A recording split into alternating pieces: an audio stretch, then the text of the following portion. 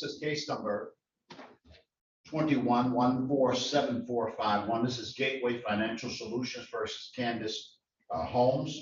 The matter is before the court. It looks like on objection to a writ of garnishment, the court does not have the paperwork on that. But your appearance for Gateway, please. I have appearance for Gateway Financial. Any attorney for Gateway? All right, do I have Candace Holcomb on the Zoom? Yes, I'm here. All right, good morning, Ms. Holcomb. You filed objections to a writ of garnishment regarding this matter. Obviously, this matter is before the court where a judgment was entered by default on the, looks like the 14th of May of 2021 for $7,219. I don't have your motion in front of me. For some reason that did not populate. Let me look and see if they sent me a file. Just one moment here. Okay.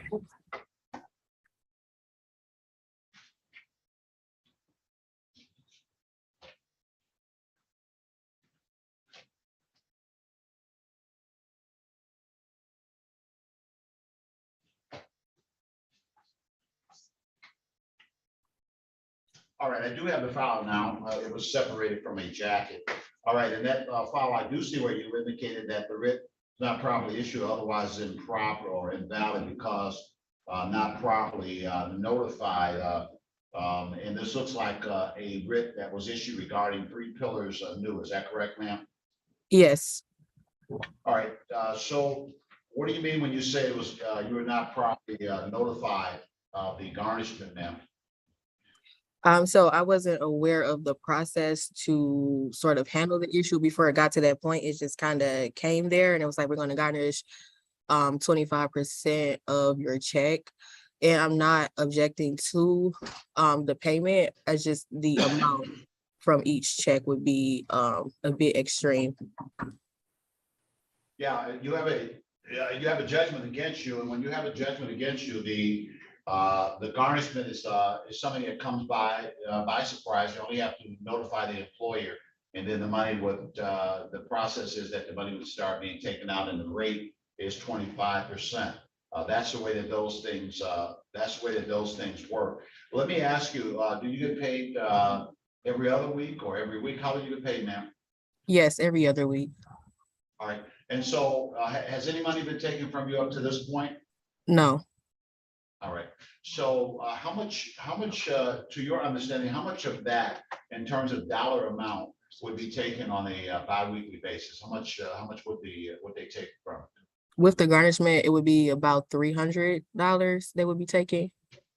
Okay, so 600 a month. Yes. Okay. All right. So, basically, I don't find a valid objection, but it sounds like one of the things you're raising with me is that you like to begin paying on this and you want to do it voluntarily. So at a rate lower than the amount that's indicated, correct, ma'am? Yes. Okay. All right. So your garnishment rate would be about 600 a month. How much are you proposing to pay on this, ma'am? I wanted to continue the payment arrangement I had of, it was like 100 a month, 50 from each check. All right, I don't have just one moment now. Yeah, I don't have anything showing that there was a formal arrangement that was reached after the judgment was entered between the parties. So you're saying that you were paying something to the company, but that was not after the judgment was entered, right? Because I'm not sure when the judgment was entered. I wasn't aware of that All process. right. But I was So yeah, paid them. the judgment, let me stop you for a moment. The judgment was entered in May of 2021. So when did you last make any payments on this? Our last made payments would have been in June Of this year? of this year. So outside of the original arrangement, they told me I can make payments just on the account to lower the amount, and that's what the arrangement was just paying 50 from each check. Yeah, that's I see why they garnished you, because you don't have a formal agreement in that regard, and the indebted amount is in excess of $7,000. And at that rate of paying on it, you never get finished paying it. So what they did is they garnished you to try to get a higher amount, and et cetera, et cetera, et cetera. All right. I think that the $100 is kind of low. So what I'm gonna do, ma'am, Ms. Holcomb, I don't have the other side. Let me check again. Gateway Financial Solutions. If anybody's here on Gateway, say something at this time. All right, so Ms. Holcomb, I'm gonna set your payment at $150 a month. I will suspend the garnishment so long as you're making that payment per month. I'm going to sign a formal order for you to make partial payments, and your initial payment under that order of $150 a month, your initial payment for that is going to be the 9th of September. So beginning 9/9, you'll be paying $150 per month. You gotta make sure you make those payments on or about the second Friday of every month. As long as you make that payment, then the garnishment will be suspended. You understand, ma'am? Yes, I do. All right. All right, so you're gonna get a couple of orders from me in mail. One is going to be an order denying the objections because your objection is really invalid, but it's going to suspend the withholding. So that means that they can't take anything out of your check. And then you're gonna get a second order from me that's a partial payment order, and you make those payments directly to Gateway at $150 a month, beginning on the 9th of September. All right, so you'll receive that information from me in the mail in the next few days, ma'am. I do wish you well, Ms. Holcomb. Good day to you. Okay, thank you. You too.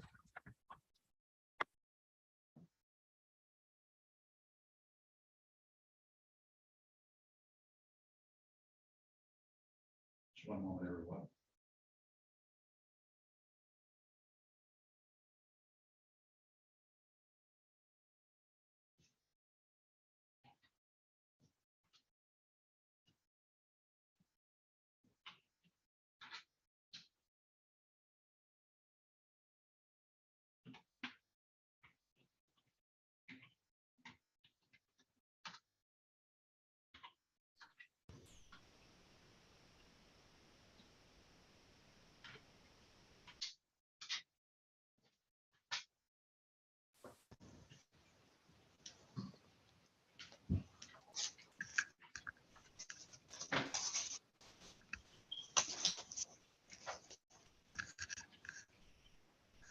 All right, the court now calls case number 22-178-222. This is Midland Credit Management versus Willa Nance. The matter is before the court set on for a status hearing. It looks like the court did receive the answer to the complaint in this matter. That answer was out on June the 2nd, it appears. The court then set this matter over for a scheduling conference on today's date. Your appearance for Midland at this time, please. Your appearance for Midland, if you're talking, you're on mute. If it's some, Mr. Shelton, are you on Midland? If you're not, someone from Midland Funding, Midland Credit. If you're on this matter, unmute yourself and say something at this time. All right, Willa Nance, do I have Ms. Nance on the Zoom?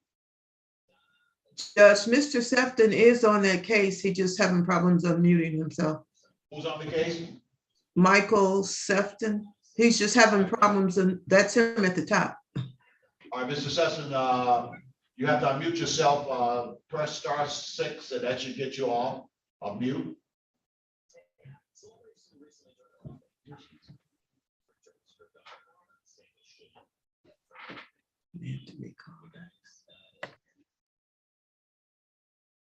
That's *6 should get you off of mute, Mr. Selson.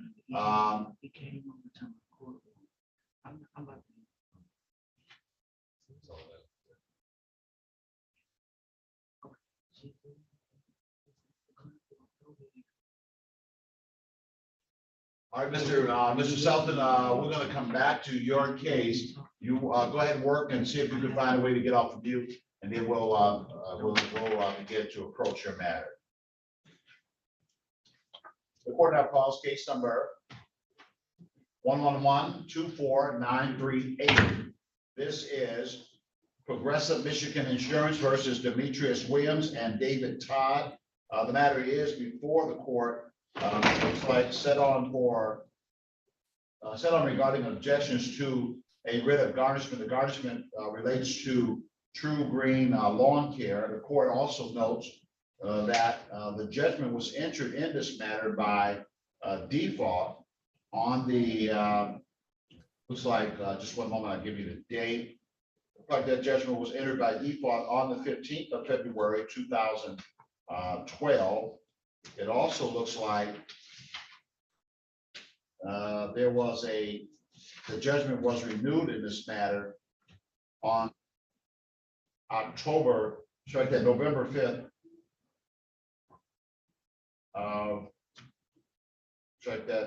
November the 30th of 2021, that judgment was renewed.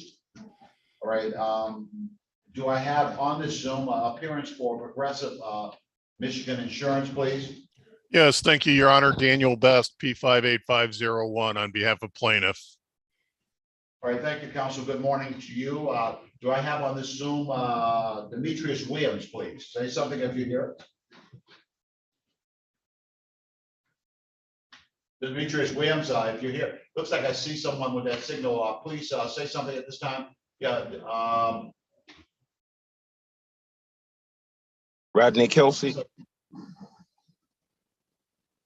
I didn't ask you to say anything, sir. I'm looking for Demetrius Williams. All right, Mr. Williams, if you can get us, yeah, there you go. I think you're working on it now. Well, you're mute again. I think you unmuted yourself a moment ago. There. Yeah, he just put himself back on mute.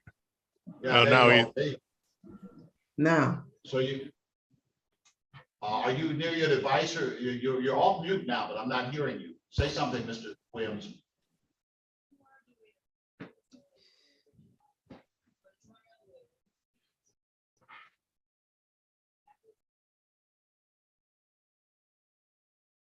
Yeah, okay, there you go. Mr. Williams, say something, sir. Oh.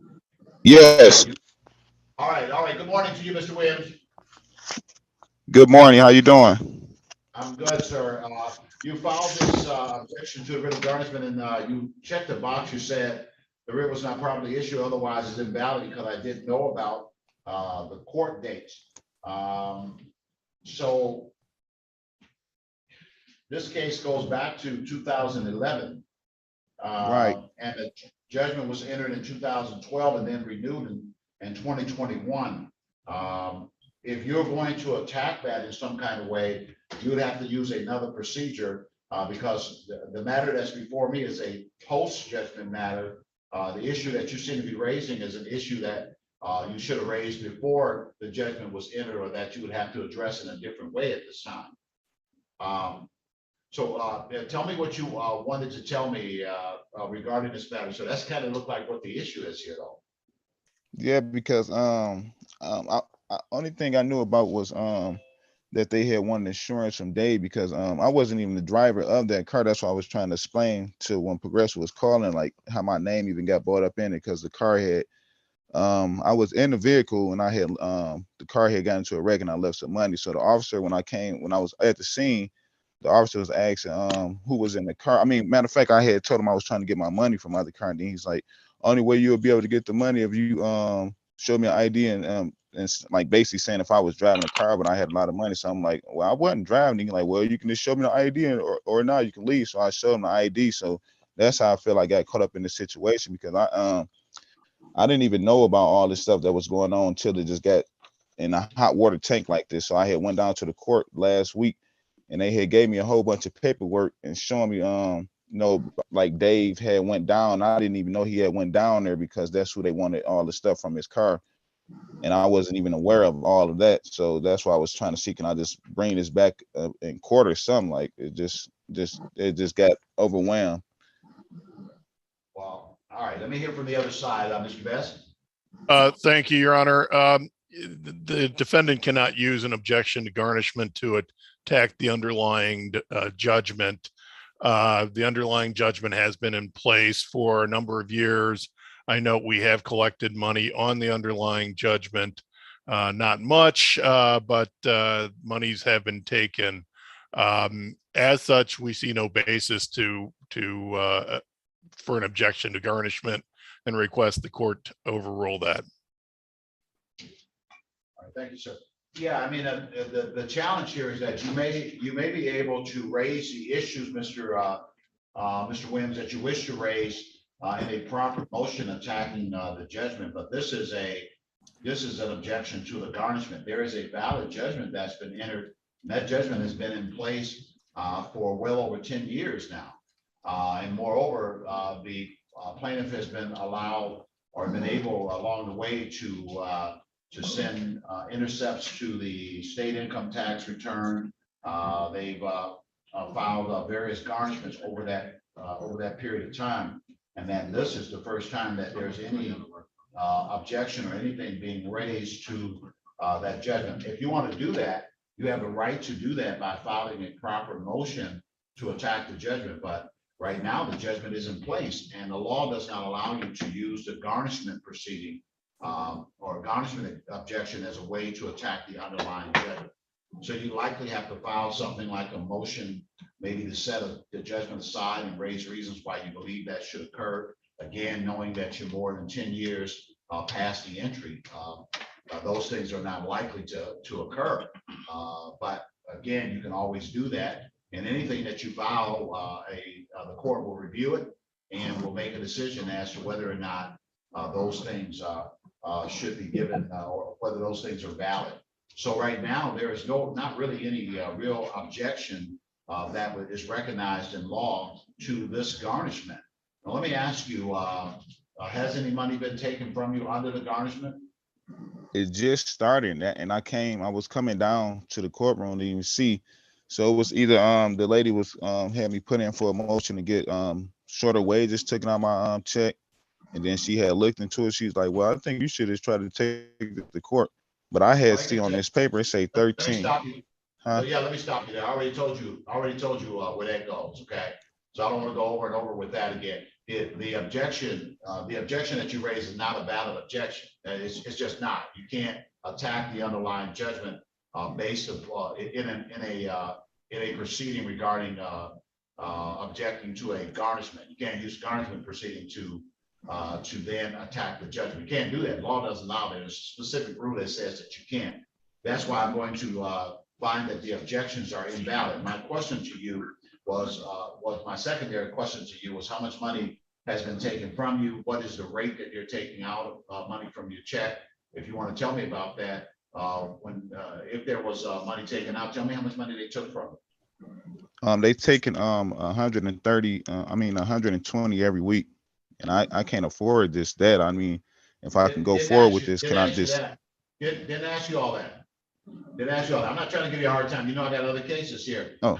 I'm not trying to give you a hard time. Yeah, I didn't ask you all that. I want to know how much they're taking because I'm trying to go somewhere with that. And what you're telling me is you get paid every week, correct? Yes. And they take $120 every week, correct, sir? Yes, sir. So that would be $500, roughly $500 a month that's being taken out of your check on the garnishment. All right. So how much? This is a substantial judgment. Unfortunately, it's like $13,000, $14,000. How much money do you believe that you can pay on a monthly basis? You still have the right to file a proper objection if you want to do that, to file the proper paperwork to try to get it set aside. But in the interim, to prevent or get the garnishment suspended, how much do you believe that you can pay on this per month, sir? I can at least pay 150 a month because I got other stuff I got to take care of in my life. See, you still give me 15 other things. You said you could pay 150, right? I'm sorry. I'm sorry All right, about that, Mr. sir. Benson, not a problem, sir. Mr. Benson, anything you want to say, sir? Yeah, just Your Honor, I'm showing that we received two payments to date, one in the amount of $120.33, one in the amount of $95.45. With respect to the balance on the judgment, the balance is in excess of $16,000. 2% of the balance would equate to about $325 and pay this off at approximately 5 years. We believe that's more reasonable and request that be entered. Mr. Williams, you pay rent somewhere, do you, or buying a house or something? Rent. Okay, you own a vehicle? I can't hear You you. own a vehicle, sir? I'm sorry. Yes. All right, you have any children? Yes, sir. You take care of your children or paying some money or something for children? No, I just take care of them. Okay. How many kids you have? One. Okay. All right. I'll grant your petition to pay the $150 a month under the circumstances that you described to the court. The max that could be garnished is in the nature of about $480,500. And the garnishment would work a hardship. So I'll suspend the garnishment, allow you to make the $150 a month payment. That payment would commence on the 9th of September. So you would begin paying that voluntarily on the 9th, and you'd have to keep that payment up each month at about that time. Otherwise, the garnishment would be reinstated. So this document will stop the garnishment, will suspend it, contingent upon your monthly payment. You understand, sir? Okay, yeah, no problem.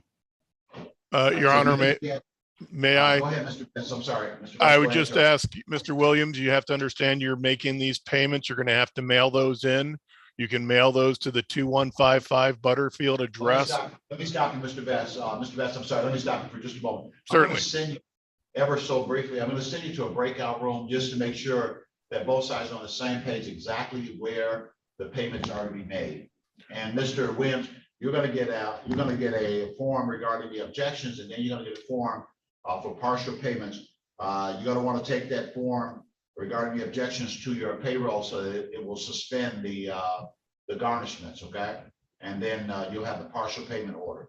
So now I'm going to send you with Mr. Best so that you can talk in a breakout room just to make sure that you're directing the payments to where you should, and everything is on the same page. So I sent you a notice, and Mr. Best, I'm sending a notice to you. Judge, I'm sorry about that. Before we even enter the breakdown, is it possible that I can just do a minimum of $100 instead of $150? No, that 150 is about right. I mean, okay, all right. Okay, that's Your Honor, good. before you That's send good. us in, I do want to let the court know that I'm also here on Discover Bank versus Warren, case number 211678180. And I also want to confirm on this case that you're going to want me to submit an installment payment order under the 7-day rule. No, I'm preparing the installment. You're going to prepare. Okay, very good. And both sides will get a copy of the same in the mail, as well as the order finding the objections invalid but suspending the withholding. Very good. Thank you, Your Honor. Any funds withheld will be released to the plaintiff, and then the withholding will be suspended, and the partial payment order will take effect. There you are, sir. Go ahead, Mr. Williams, and click into the breakout room, sir.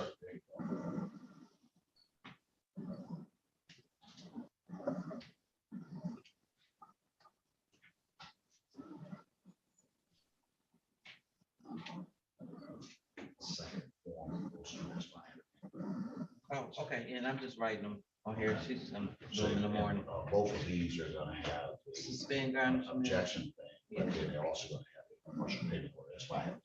Okay. Okay.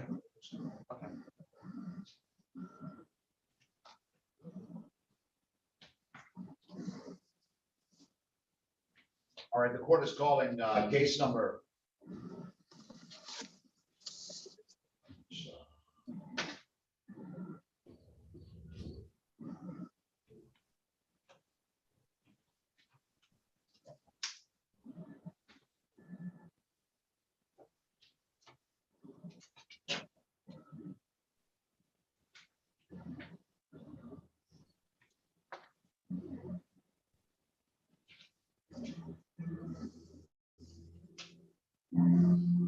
All right, this is case number 22-181-876. This is Crystal Dunlap versus University of Detroit Mercy et al.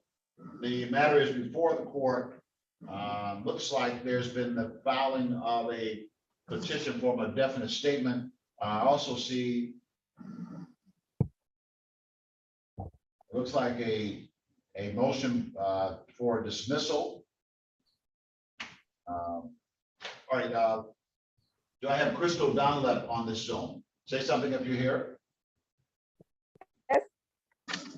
Yes, All right, good morning, Ms. Dunlap. morning, Judge. All right, for University of Detroit Mercy and other defendants in this matter, first University of Detroit Mercy, please. Good morning, Your Honor. Stephen Lynch, P70211. I'm appearing for Detroit Mercy. Good morning. Thank you, Mr. Lynch. Good morning to you. For subsequent defendants, please, your appearance. Next. Yes, good morning, Your Honor. Mami Kato, for the defendants Navient Company Corporation, Navient Solutions LLC, and the entity titled Navient. All right, your P number for the record, if you will, Madam Counsel. Oh, yes, apologies, Your Honor. P74237, Your Honor. All right, Ms. Cato, thank you, and good morning to you. Any other counsel on this matter? Yes, Your Honor. Good morning, Madam, on behalf of Educational Credit Management Corporation, P83707. All right, thank you, Ms. Lehman. Good morning to you as well, ma'am. Good morning. Seems like a hodgepodge of a whole host of things going on here. I don't know who to go to first. Ms. Donlett, tell me what you're talking about here. Looks like you sent something in recently about wanting to dismiss without prejudice until a police investigation is done or something. Go ahead, ma'am. Right. Okay, basically what I'm here in court today is because somebody put a, Let me stop you, Ms. Dunlap, for just a moment. I need you to get somewhere closer to your device because it sounds like you are a distance away from your microphone because I'm not able to hear you much. okay, can you hear me? That's a little bit better. All right, let's try it, ma'am.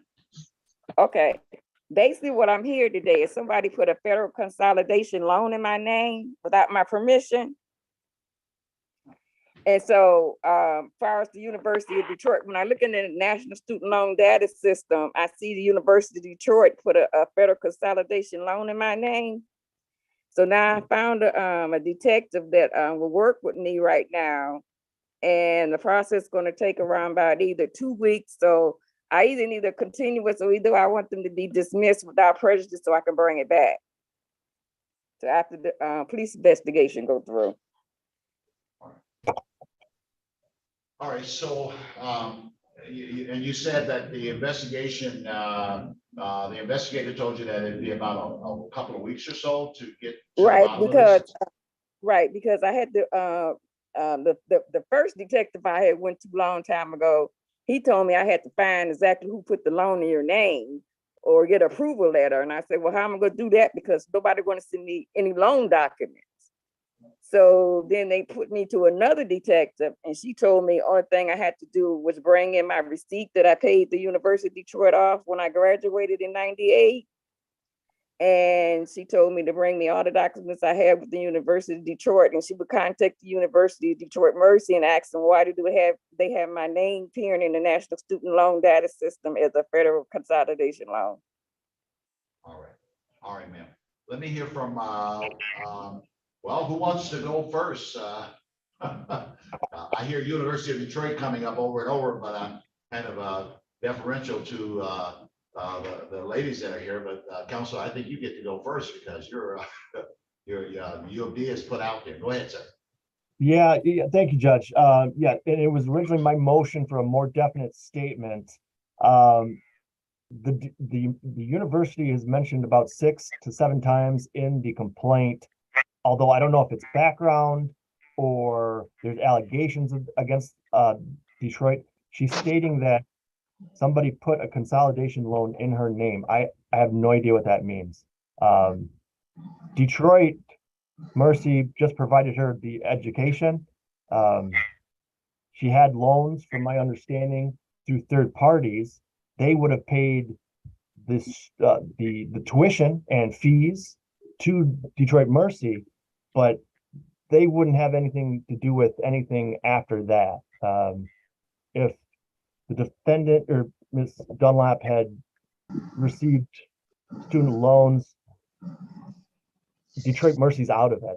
I don't know what she's claiming that Detroit Mercy put a consolidation loan on her name. My understanding of a consolidation loan is that, just having gone through school myself, you take out a loan every semester or every year to pay for college. And then at the end of college, when those loans are due, you don't want to pay 8 to 10 different loans. You take out one consolidation loan to make one easy payment to one entity. Maybe you get a better interest rate. Maybe you save some money in the long run of doing that. So I don't understand how Detroit Mercy would put a consolidation loan in her name.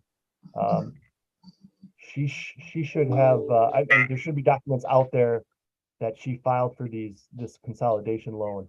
And that really has nothing to do with Detroit Mercy, other than maybe providing whoever provided her the consolidation loan the outstanding balance of anything. But so that's Thank why you, I Mr. thought. Lynch. I think that's a part of what makes your motion for a more definite statement incredibly appropriate under these circumstances. Let me hear from Madam Council, Ms. Lehman. Yes, good morning, Your Honor. I'm sorry, but Judge, could you ask everyone to mute themselves? Because I'm getting a lot of. All right, yeah, if please keep yourself on mute until it's time to speak to you. Otherwise, that is interfering with the transmission. And all right, so let's try again. And Ms. Lehman, Madam Reporter, if you're having any difficulty, please let me know, and we will work on it accordingly. All right, Ms. Lehman, you may. Yes, thank you, Your Honor. So ECMC on April 13th filed a motion for summary disposition under MCR 2.116 C8 and C3 for failure to state a claim and for insufficient service of process. Plaintiff's complaint simply fails to make any allegations against ECMC, let alone a cause of action against ECMC. ECMC is not mentioned in the complaint beyond listing the name in the caption. Plaintiff's complaint is deficient with regard to ECMC, and that's the first basis for our motion. The second basis is that plaintiff failed to serve ECMC in accordance with the Michigan court rules.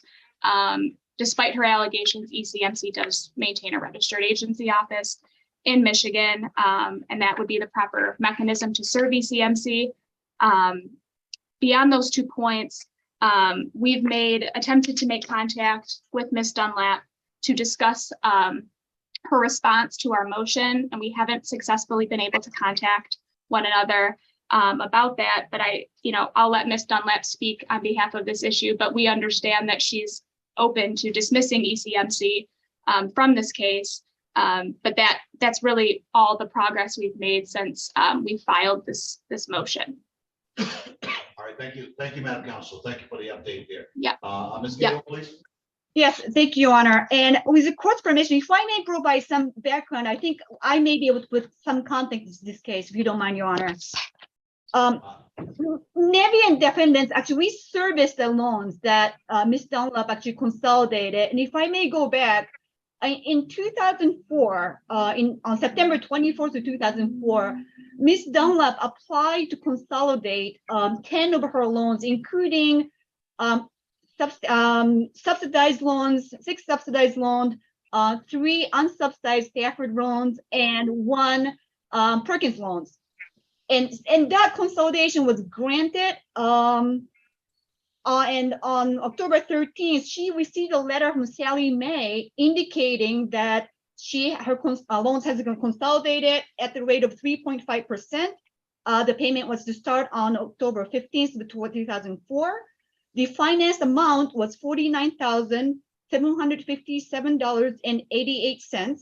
The finance charge was going to be $25,177.58, and her total due, based on consolidation, was going to be $74,935.46.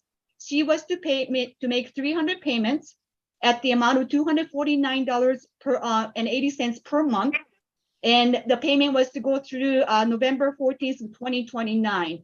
That document, Your Honor, has been provided to her. Our client, Navient Solutions LLC, has given her several communications and provided her with promissory notes, these consolidations. I'm not quite sure where that comes from. I also saw in her complaint, although somehow very vague, that she believes her loan has been canceled because Sally Mae had dissolved the joint venture with JP Morgan Chase in 2005, for which obviously none of the defendants were signatory to the agreement. So that's the context in which this case arises, Your Honor. Now, with respect to that, we also filed a motion for a more definite statement, joining in the pending motion with the University of Detroit Mercy. And with respect to Navient, which we service the loan, what we just don't understand is what conduct gives rise to the plaintiff's claim for identity theft. We just can't tell from the complaint if she's challenging the consolidation she applied for in 2004, or any payment that she was, any servicing that we have done to collect the payment, or the fact that we had to report her default status because she has made no payment since it became due when her deferment ended. And Your Honor, since 2010, Ms. Dunlap has been in deferred status. She was granted income-based payment, a repayment plan, which expired on June 27th, 2021. Her payment became due on July 28th of last year, and she has made no payments. So because of that, she's in default status, and by federal law, my client has to report that. Now, if that's giving her, that's the basis of her claim, then that's fine, we'll move accordingly, but we just can't tell from the complaint. So that's why we have filed a motion to join with the University of Detroit Mercy for a motion for a more definite statement. And Your Honor, if I may, one more thing, we have also filed a motion to set aside entry of default. There appears to have been some administrative mistakes that our preliminary motion was not registered on the docket, and that may have been what caused this. We're just simply asking that entry of default be set aside. All right. Thank you, Ms. Cato, thank you for that update and for that information. So Ms. Dunlap, I understand what your request is at this time. Let me ask you, it sounds to me like maybe that you had some dealings with them in terms of talking about loans that you may have had and about some consolidation back in 2004. Oh, can I, a minute? Go ahead. Are you saying that someone else put loans in your name, or? Right. Okay, what ahead, I'm saying is that, okay, well, excuse me. When I attended the University of Detroit Mercy, all my student loans were by Chase Manhattan Bank. Okay, when I in 1998, they sent me a letter and told me that an entity named Chase Sally Mae Education Loan Trust, which was still owned by Chase Bank, had acquired my student loans for $12,189. I got a balance, and I sent my balance there. And so what happened was, this entity was a private entity, and what they did was they said my federal loan had be turned to private loan, not in government, because the entity didn't participate in the insurance program. And they told me that the education resource was my grantor. And what happened was Sally Mae and Chase Bank, they went through a joint venture to break up because Sallie Mae was never a federal lender. They was always federal servicer. So when they went through the joint breakup around about between 1999 and 2005, what happened was my entity named Chase Sallie Mae Education Loan Trust, they dissolved in their entirety, and they canceled my loan for $12,189, and that was reported in the Second Amendment trust that I sent them documents. So what happened was, instead of Sallie Mae as the servicer to send me my discharge papers, what they did was they went to the school and they used the school OPID license, and they consolidated a loan in my name. And these loans that they got in my name, I don't even know where they came from. And so I didn't know that because thought I was still paying on my Sallie Mae Education Loan Trust account. So then when I asked Navient to send me all the loan documents, they kept sending me one fake document after another. And I kept saying, in order for you to make a federal consolidation loan, you have to have a federal lender. I said, Sallie Mae is not a federal lender. Navient is not a federal lender. It's only a certain amount of federal lenders. I never signed a consolidation loan. All right, let me ask you this. I didn't need a consolidation loan. Okay, I only owe stop. for $12,000. Let me stop you for a moment here. You've heard Navient, the attorney for Navient, go over the fact that there were some loans that were consolidated in 2004, 2005 timeframe. Right. They never did the loan document. Now, you can't possibly answer my question because you haven't allowed me to ask it yet. It's gonna be difficult to answer the question. I haven't asked it yet. My question to you is, did you make some loans? I mean, is this money that you borrow over time? No. My loans were discharged. I didn't owe no loans. All right, you have the paper. You have the paper. What I'm saying is somebody my ID. Yeah, so you have paperwork showing that any loans that you had were discharged? I had a paperwork from the Second Amendment trust that my loans were discharged. Okay. All right. So a couple of things going on here. One. And then can I say one other thing? Yeah, go ahead. What you call it? Navient Corporation. They're not even licensed in Michigan to do business. I'm in the 46th District Court with them right now with the lawsuit. All right. Only one I served was Navient Solutions. Okay. All right. And Anything else? They keep sending me one fake document after another. I know what a federal consolidation loan is, because what you have to do, you have to have only federal lenders have to sign them. Okay, thank you. Yeah, I don't need you to educate me on that. The question, the ultimate question here becomes whether or not Ms. Dunlap borrowed some money, and whether or not that money was ever paid back. Obviously, there are a number of ways that it seems to me that student loans or indebtedness is processed. There are various servicers, and then from time to time, those servicers change hands, et cetera, et cetera. So two things that seem to be significant here. One is the motion for a more definite statement, and the other relates to the plaintiff's request for a continuance to allow for an investigation that may, in fact, resolve the claim. Right. There is. You're not interrupting me now. I know. I'm absolutely sure of that. Oh. Thank you. That may resolve this by way of demonstrating that something was or was not done fraudulently. So what I will do is I will grant a continuance as it relates to the plaintiff, University of Detroit, and regarding Navient. As it relates to ECMC, I don't see how they're connected in this case. In fact, I'm constrained to see how U of D might be connected in this case, but I would need that motion for a more definite statement addressed before I can ultimately make a determination in that regard.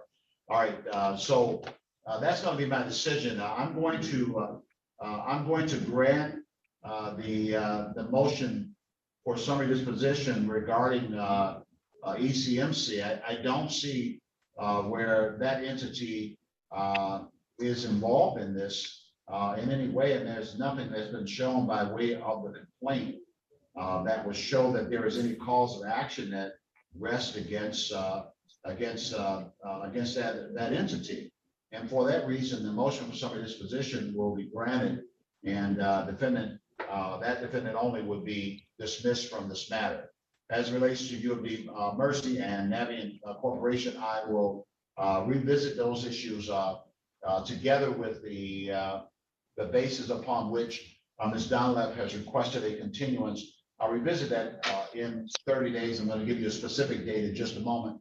In the interim, Ms. Dunlap, there's been a motion for a more definite statement for you to state with greater specificity what it is that you claim against University of Detroit Mercy and what it is that you claim against Navient Corporation. So you will have the next 21 days to file a more definite statement to give clarification as to exactly what your claim is against U of D Mercy and against Navient Corporation. So you need to provide greater specificity so that the court will know and the parties will know what it is that they specifically have to defend against. Your complaint as drafted is enough to bring it before the court, but it's not sufficient information from which the respective parties can provide an answer. Your complaint needs to be laid out in an item by item manner. You need to state in your complaint before the court the various allegations that you raise as number 1, number 2, number 3, etc. And then you would end up with a prayer for relief. I notice in your complaint that it looks like you did say something about what you want the court to do, but you always have to put something in there indicating what you want the court to do. But you first of all have to put the parties on notice line by line as to what the allegations are that you're raising against the respective parties. And so you'll have to redraft, if you will, your complaint, or you have to present a more definite statement. And you will have 21 days to present that more definite statement. So you'll need to do that. I'll give you until the 9th of September. On or before September the 9th, and file that with the court, as well as send a copy to Navient and to University of Detroit Mercy. And then I'm going to set the next action date in this matter for that's going to be the 22nd of September, 9/22/22. And at that time, I will look at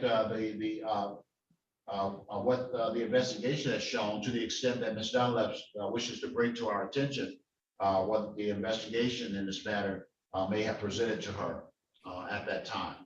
So you got to get something filed to clear up your complaint by the 9th of September 2022. And the next hearing date is going to be September 22nd, 22. A notice will be generated with regard to the new court date, but you want to note it at this time, 9/22/22, and that's going to be at 9:45 a.m. 9/22/22, 9:45 a.m. will be the next action date. Ms. Dunlap, make sure you note 9/9/22.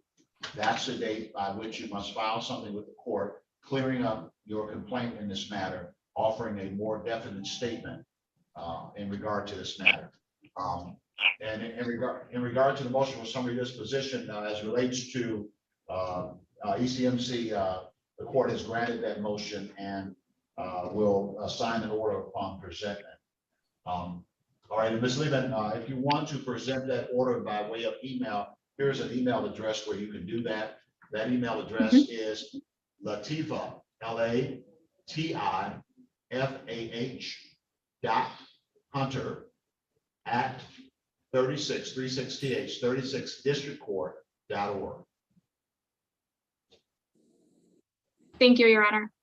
Madam Counsel, Ms. Cato, you raised the issue of there being some indication of the entry of a default. Certainly in this matter, to the extent that a default has been entered, would have been improper, inappropriate at this point, and the court will grant your petition to set aside any entry of default that may have been entered, and such entry of default at this time will be held for naught. So Thank you, ordered. Your Honor. All right, so I will see the next, I will see the respective parties on the next action date, but for ECMC. Can I say something? Good day to you. I'm sorry, Ms. Dunlap, you were saying, ma'am? Yes, I had told the attorney for ECMC, I hadn't made my complaint against them. I had used them only to make sure Michigan Guarantee Agency would appear. And they told me it was improper service, and I had told them I had go ahead and I dismissed them without prejudice. They wanted me to sign a stipulation to say with prejudice. Well, the court has ruled on that issue. It sounds like to me. I'm already, Are you listening? I'm Are you already in listening? court. Are you listening to me?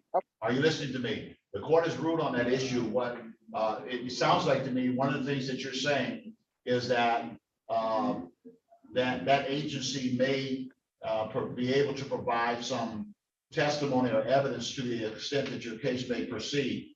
You certainly have the right to subpoena witnesses regarding that agency. I don't think that you raised anything that shows a cause of action, but if you wish at some point to offer a subpoena for witnesses to testify regarding action that may have intersected with the with that agency, you certainly can do that. You can always subpoena or ask that witnesses from an agency testify where you believe that their testimony may have some bearing on your case. But as a party in this matter, I don't find any basis for that agency or entity to be a party in this matter. So they are dismissed out of this case. All right. All right. I wish you well. See you on the next action date. I had a request in there for. Well, I'm done with your case, ma'am. So talk to you next time. Good day to you. All right. Do you want me to submit an order on my motion for the more definite statement? That would be very, very helpful, and that can be a joint order as it relates to Navient. And if you slip into that order that any default entered as to Navient is set aside, and no, that would be perfect. Okay. I take it that you took down the email address, correct? Latifah.hunter@36districtcourt. That's correct. And your order should also indicate that a continuance is granted at the plaintiff's request, where there's an indication that she has requested an investigation. Very well. All right. All right. Thank Thank you. Good day to all. All right. Thank you, Your Honor.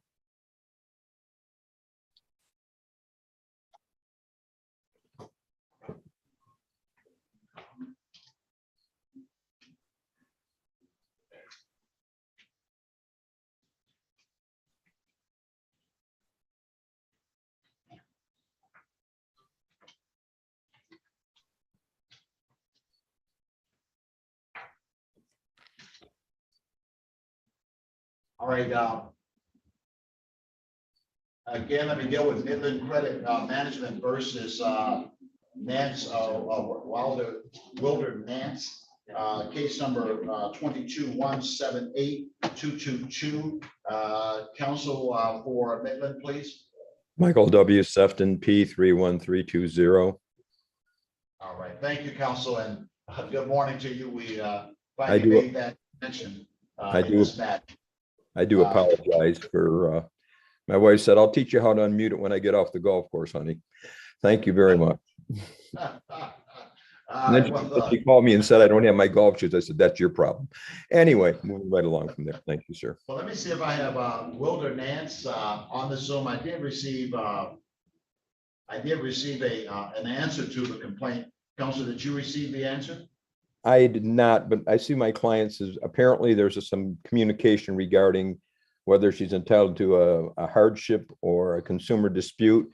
And my client has asked for an adjournment of 30 days to allow the plaintiff to review the communication. So to that extent, if the court will grant All right. That does make sense. That does make sense to the court, given the things that I reviewed with the answer and your communication, if you will, counsel, to the court regarding the parties attempting to talk about this matter. So I'm going to go ahead and send it over for 9/22/22, and it will be set on at 9:45 a.m. and I'll review this matter at that time, sir. I'm beginning to feel really old when my P number starts with 3-1 and their P numbers are like 7-8. I'm thinking, oh my gosh. Okay. This is P number 3-1. What's it say? What is this P number? She wants you, she says, say your P number again, if you will, counsel.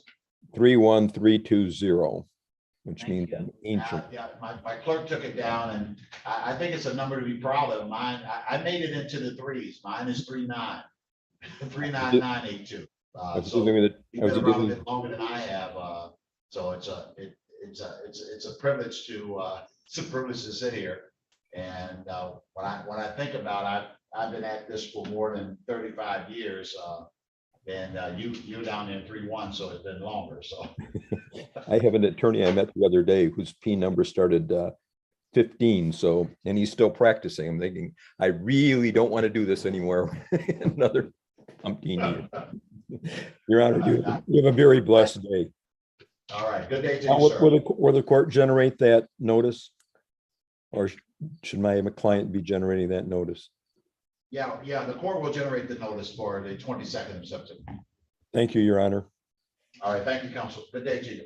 Good day to you, sir. All right, this is case number 21-167180. This is Discover Bank versus Cynthia Warren. The matter is before the court. Let's see. Just one moment.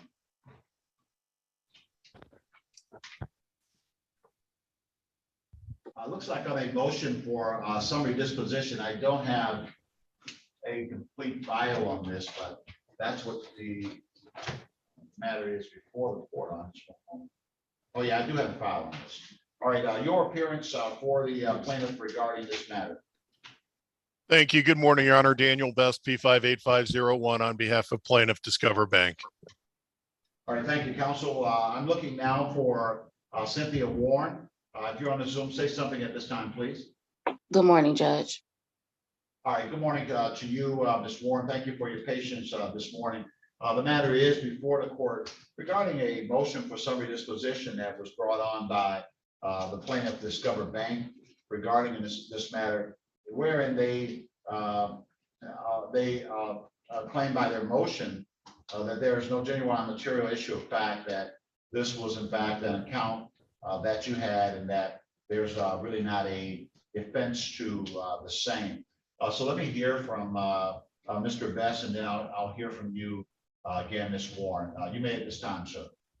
Thank you. Very briefly, Your Honor, we support our motion with a myriad of statements, copies of payments that were made by defendant upon the account, as well as our client's affidavit.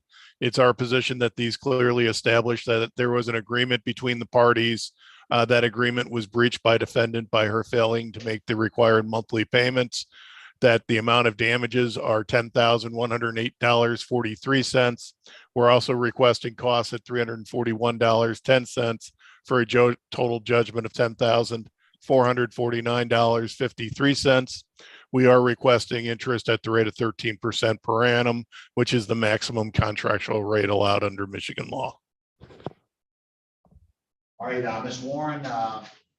Yeah, I looked at this, and of course, there's a lot of paperwork showing that you had some type of, it looks like you had some type of ongoing indebtedness with Discover, that you made some payments at some time, at some point there were not any payments, and the debt continued to accrue. Tell me what you wanted to tell me about this motion. Yes, I have been having some health complications that has disabled me with my memory and other things. And I know I am partially responsible for some of this debt, but I don't agree with all of the debt. And as far as like, since I've been served earlier this year, my I haven't been at home to really receive the mailings because I have been in and out of the hospital since December.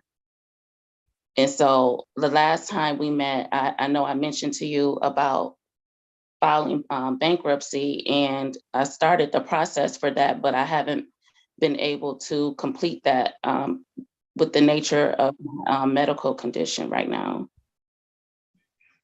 All right. So let me ask you, Ms. Warren, are you under, well, you don't have anybody that's like a guardian or anything like that? You don't have, you're not under any type of appointment of any fiduciary or guardian or anybody that is responsible for looking over your affairs, correct? No, not technically on paper. I've been advised legally that my daughter should be my power of attorney if she needed to handle any of my affairs dealing with the courts. But we just haven't done that thus far. I didn't know I was going to be hospitalized as long as I have been since December. So I'm trying to do the best that I can. I'm also on a fixed income and I'm a retired person too. So it's been kind of challenging. All right. So are you in hospital now or you're not in hospital? I'm in a rehab facility. All right now. All right, counsel, anything? I defer to the court. I think if she, as long as she gets her bankruptcy filed, that's gonna eliminate this as well as their other debts, but I defer to the court on how the court wants to proceed. All right. Well, I've listened to the motion for summary disposition, and I've asked questions, obviously, centered around whether or not Ms. Warren is of legal capacity to maintain this action or to respond to it. And it appears that she is at this point, but there are a lot of issues and challenges that are involved. As it relates to the motion is solid in that it sets forth without significant disagreement that there was a contract and that contract regarding this indebtedness has been breached, and that the plaintiff is entitled to judgment on that breach. That except as to damages, there is no genuine material issue of dispute, and for that reason, the court will in fact grant the motion for summary disposition. Now, Ms. Warren, you told me that you disagree with the amount. I know this has been going on for years. What is the basis for your disagreement as to what the amount that is being claimed here, ma'am? The last statement that I can remember getting, it's been some years, it definitely was not $10,000. It was something close to maybe 7,000. And unfortunately, I haven't been able to look at all of the information that was sent from the plaintiff because of my situation, but yes, ma'am. That's pretty much the gist of it. And I didn't want to respond to them since I've been in my situation without me really consulting an attorney. And I've only been able to consult with my attorney for the process of the bankruptcy at this time. All right, got it. Oh, All and right, one more thing, Judge, can I please address the court? Yeah. I also have read in my disclosure at some point that in the event of a civil case that what is it called? Mediation or something like that is the route that would have to go as opposed to a court proceeding. All right, counsel. Your Honor, that she's referring to the arbitration provision in the agreement. That arbitration is elective, not required. And my client elected to proceed with litigation on this matter. I was reviewing her statements.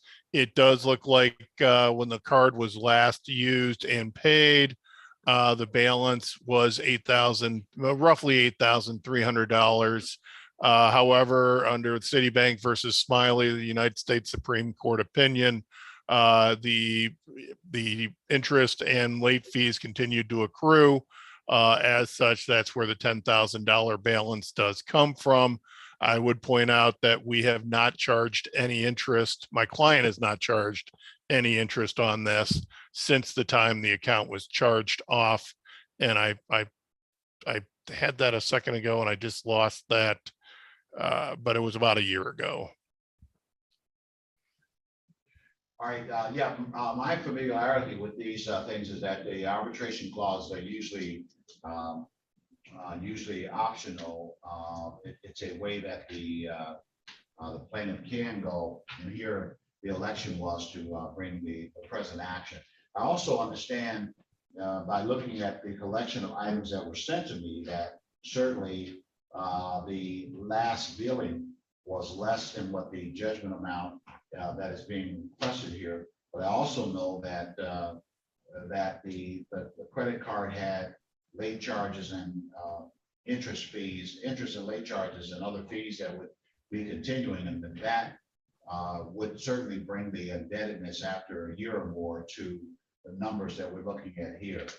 I'll grant the motion for summary disposition on the terms as set forth and as requested by plaintiff's counsel.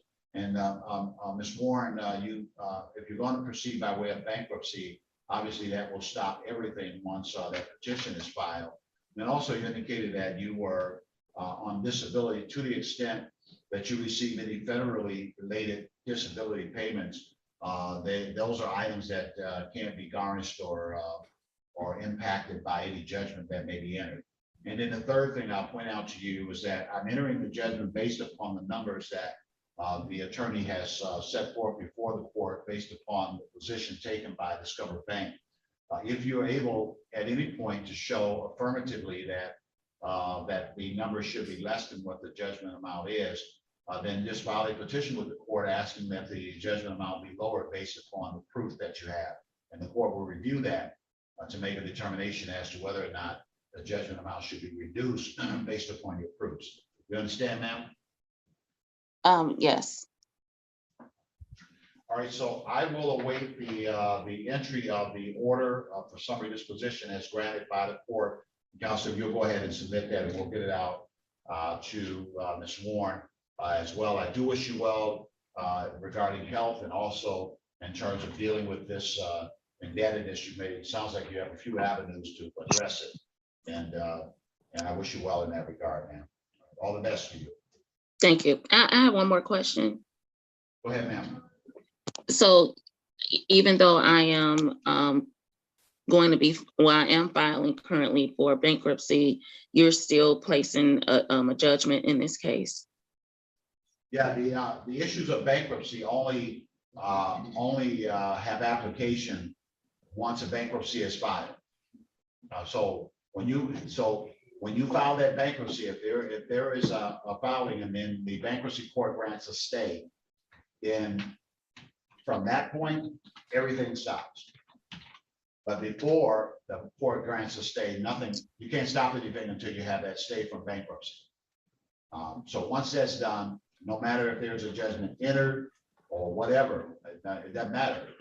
If you go through bankruptcy or if you have a stay, nothing can be done with that judgment. And then if you get a discharge, and that debt is discharged, then it doesn't matter that it was a judgment, it's discharged.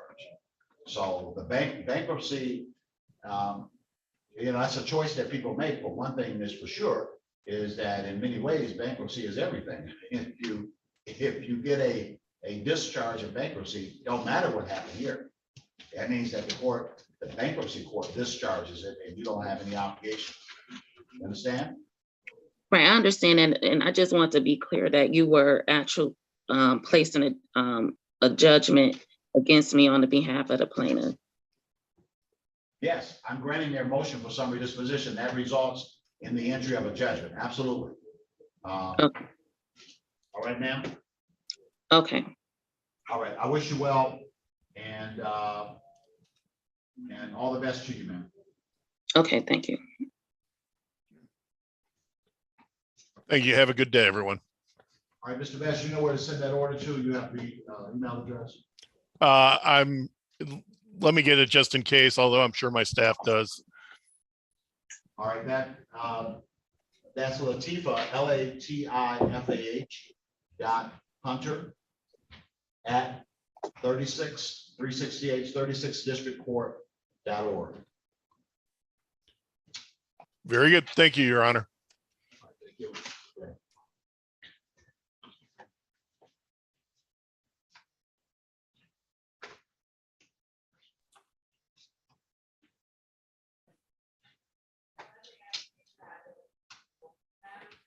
All right, this is case number 22-185-083.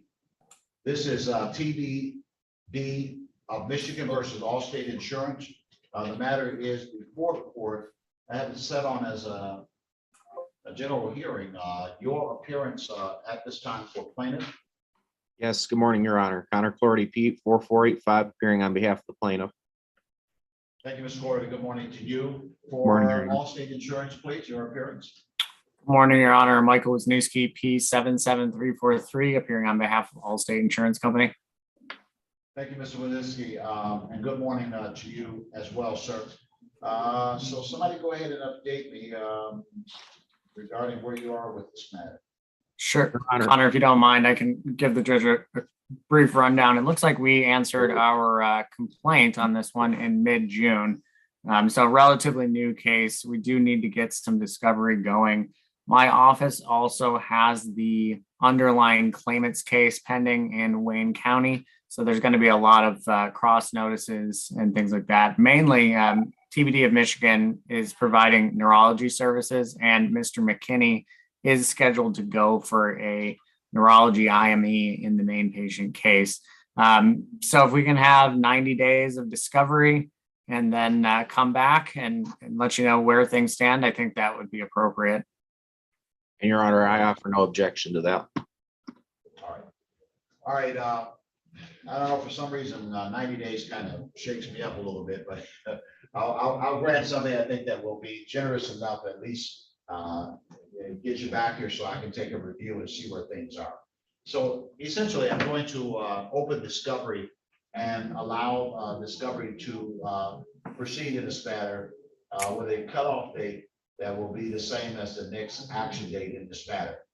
And that next action date is going to be October 24, 10/24/22, and it's going to be at 9:30 a.m. That's going to be a pretrial conference.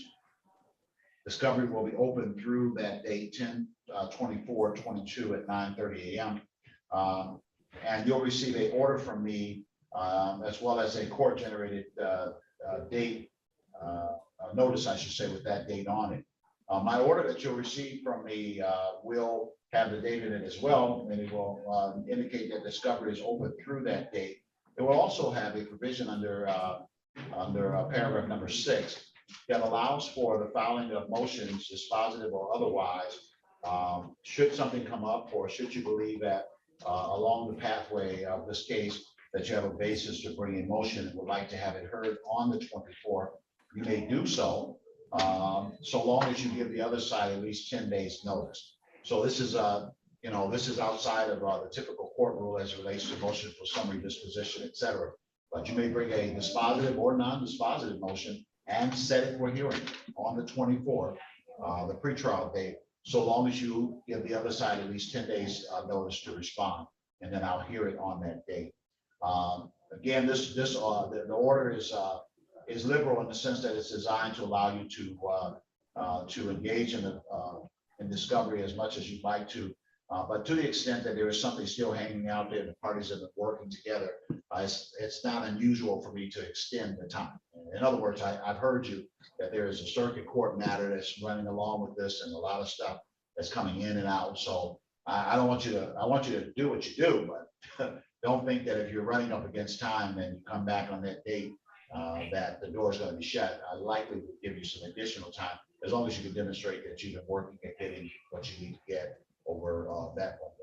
All right. And again, if you have a motion that you believe would dispose of the case or something that you need the court to clear up, just get it noticed up and for that date, and make sure the other party has 10 days to respond, and I'll hear it on that date, and that way we don't waste any time in the interim. All right. So you'll get those documents. You'll get that order from me in the next few days. All right. I wish both of you well. Good day to you. Thank you, Your Honor. Have a good morning or a good afternoon, Your Honor. All right. Likewise. I